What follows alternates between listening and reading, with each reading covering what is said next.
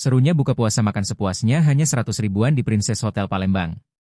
Suasana hangat dan nyaman menyambut para tamu di Princess Hotel Palembang.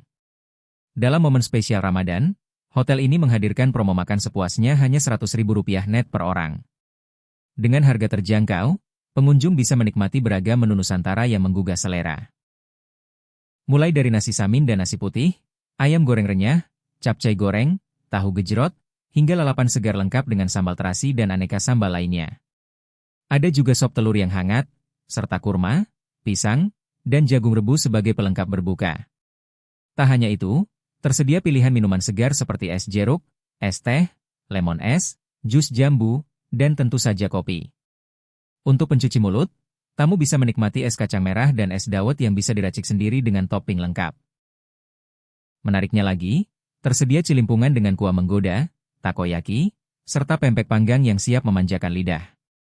Bagi yang ingin suasana lebih santai, tersedia juga area semi outdoor yang nyaman untuk berbuka bersama keluarga dan teman.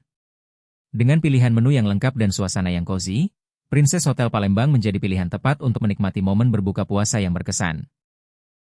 Jangan sampai kehabisan, segera lakukan reservasi dan nikmati makan sepuasnya hanya dengan Rp100.000.